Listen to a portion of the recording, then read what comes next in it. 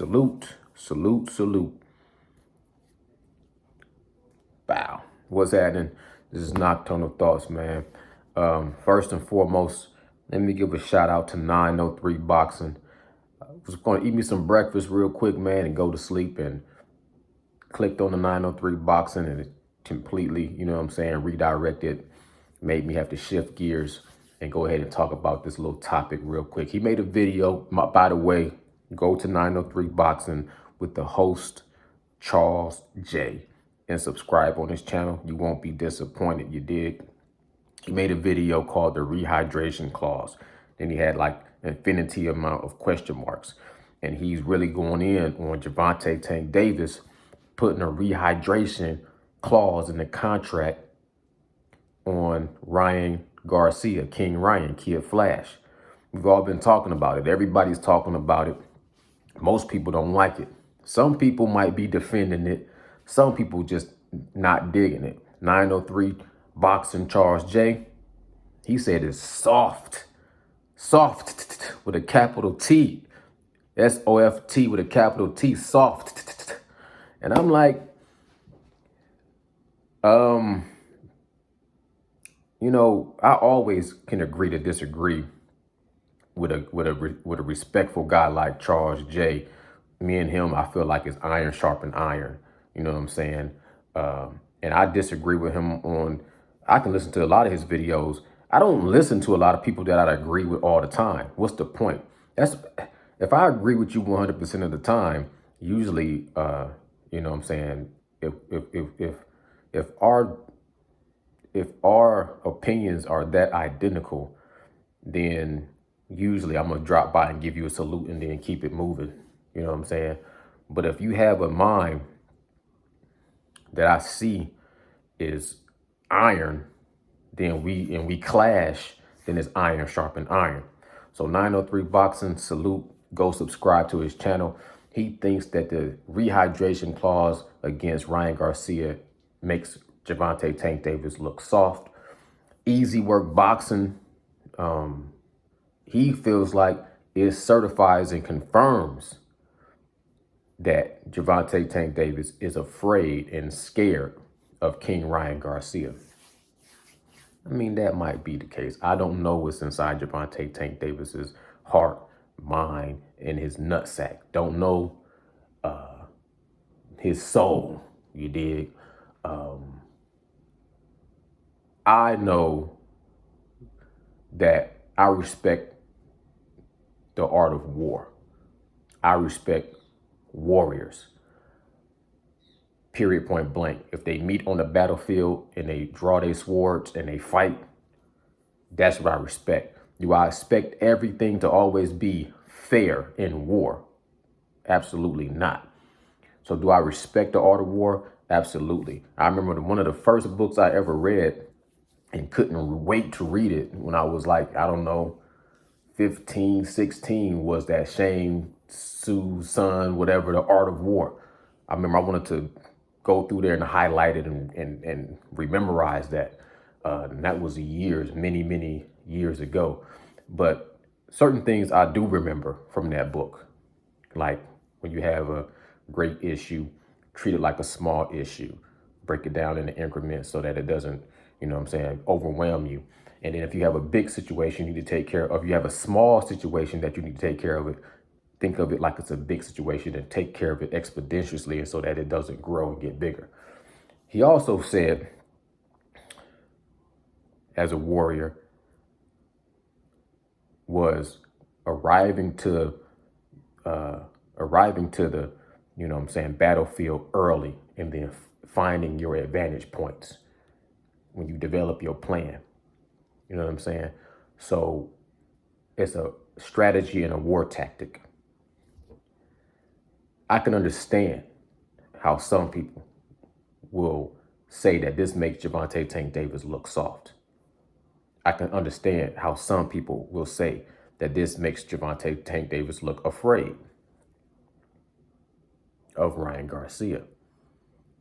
But at the same time, I see a lot of people that just, and this is not to 903 Art of Easy Work. This is to the general, what I hear from all the white noise and the, people that's on the, just have the most to say. They only focus on what they want to believe. They don't listen to the actual boxer. Like 903 did say, our Easy Work did say, man, he's supposed to be the Tank, and I'm hearing he's knocking out heavyweights and he's doing this and he's doing that. Well, that's the myth. When you listen to Ryan talk, or when you listen to Tank talk, Tank don't really talk like that. You know what I'm saying? Like, to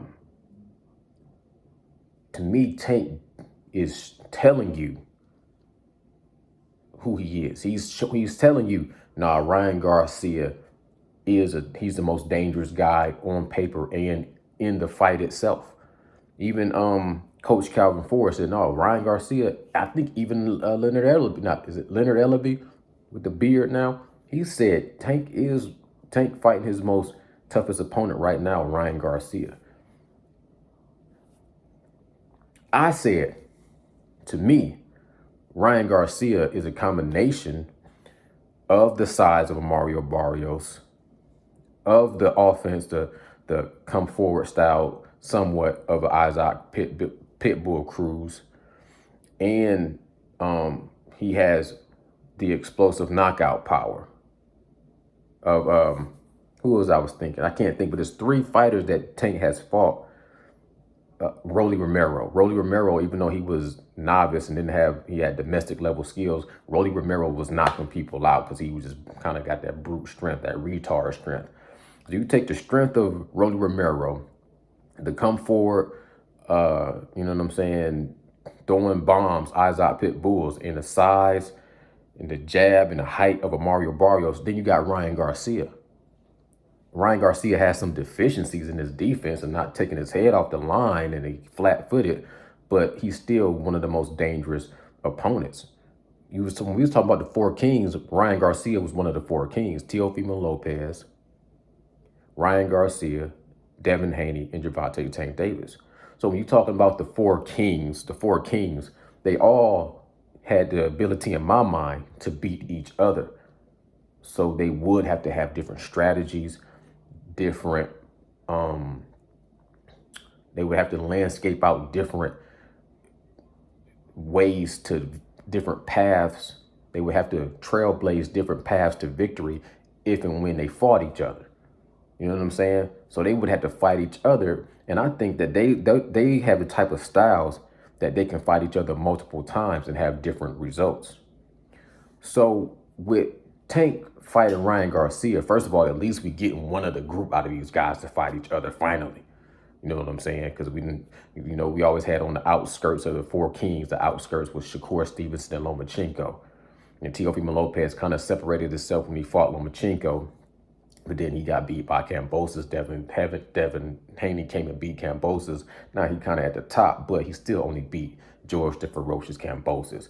He still needs to beat Tank. And if Tank gets past Ryan Garcia and Tank's fight Devin Haney, he's not going to be able to have the same strategy. He's not going to be able to pull, to me, in my mind, the A-side tactics. He's not going to be able to confront Devin Haney and Bill Haney the same way he confronted Ryan Garcia and Golden Boy.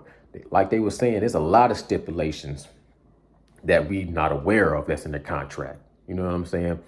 This is the only one that he kind of let out the bag. And this is the one that's getting the most attention and people talking about it. I kind of wonder if it never was talked about, if it was never, you know what I'm saying, brought to the forefront, how would people think about this fight? But I say this, Ryan Garcia signed a contract. Once you sign a contract, this is war. And it's not about being fair. It's about finding a way to win. And it's about not making no excuses. Is it an advantage? That's the question. Maybe that's the question. Is it an advantage for Tank to have a rehydration clause in the contract because he's a little bit of the smaller guy? Ryan Garcia campaigns at 140. Gervonta Tank Davis last fight, and he's campaigning at 135. They kind of meet at a catch weight, 136. Then you put in the rehydration clause. Now, Ryan Garcia can only gain 10 pounds, so he can come in and weigh in at 146. Gervonta Tank Davis is a smaller guy. unless he's out of shape. I think he came in for Mario Barrios a little bit under 140 pounds. So he's not going to have to necessarily worry about rehydrating up to 146. He's probably going to rehydrate up to like 140, 139, 140. See, first of all, weight is not always an advantage. I remember when Mayweather was fighting Marcus Maidana came in outweighing Floyd by a lot. And I'm telling people, Floyd is going to be at his natural walk around weight. So his conditioning is going to be, you know what I'm saying, off the charts versus, Marcus Maidana, he's going to fade down the stretch. Ryan Garcia, how much was he going to come in anyway? Because if not, 10 pounds rehydration to most, to me, the max should have been like 15 pounds of rehydration. If he going up to rehydrate 20 pounds, that's the same thing I hear anybody else getting accused of being a weight bully if they coming in 20 pounds over the, you know what I'm saying, fighting weight. So people can't make up their minds. Either they're a weight bully or they get weight drained or a rehydration clause. It's all the same to me. It's all the same. I don't condemn and I don't condone. These guys are the fighters. And in my mind, you a warrior, go to war. And you can't expect it to be an even battlefield. Just as close to it as possible. So when you negotiate a contract, you do what you can do. But at the end of the day, I agree with Ryan Garcia when he say his power got to come from God and it got to come from within. You know what I'm saying? Like Deontay Wilder, when he fought Tyson Fury the first time, we all know Tyson Fury is way bigger than Deontay Wilder. But Deontay Wilder had the most success fighting Tyson Fury when he weighed the less. I think he weighed in at 212 on the weigh-in day. And then he said when they weighed before the fight, he dropped even more pounds to 209. I can't remember how much Tyson Fury weighed. And then the thing is, I think when he weighed at 209 and he knocked him down in the 12th round, the second fight in the rematch, he had it in his mind, all I need to do is get stronger. If I catch him with that shot again, he going to sleep, period. So he gained all this damn weight and came in like 220 or 235 pounds, and it took the wind out of his sails. So both of these guys want to come in, Ryan Garcia and Tank want to come into whatever they're most comfortable with. I get that. But when it's war, it's A side, B side, you're negotiating contract. Is a rehydration clause fair? Is it making the Gervonta Tank Davis look soft? Do it admit that he's afraid? I can't say that. I can say when they fight each other face to face, when they weigh in, they stare at each other, when they get on the scales, and when they fight each other in the ring, that's what I need to see who's afraid. Right now, I really don't see no fear from either one of these guys. I see a little bit more nervousness from Ryan Garcia. I see a little bit more confidence from Tank Davis. Or should I say he's a little bit more, and that's another thing. Tank just had a fight. He just fought. He just had a hard training camp and he just fought a tough fighter. Hector Garcia was not an easy opponent to fight. And he just went through this whole, show and press conferences. And, he just went through this whole process. That's why people bringing up Canelo and saying, well, Canelo did this to Daniel Jacobs and Canelo did this to, Sergey Kovalev, and Canelo did this to Caleb Smith. And he did this to Billy Joe Saunders.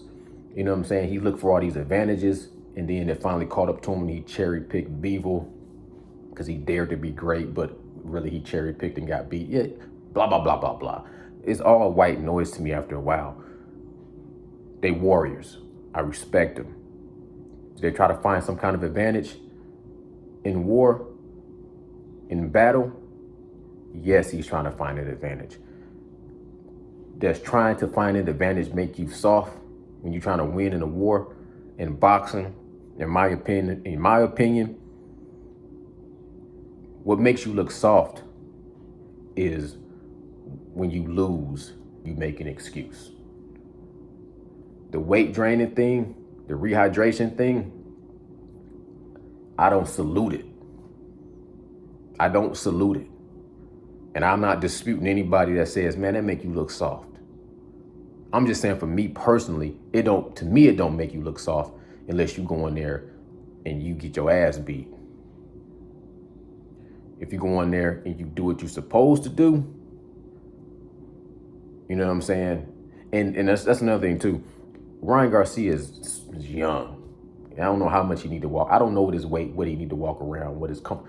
But I don't see how a 10-pound rehydration clause would kill him.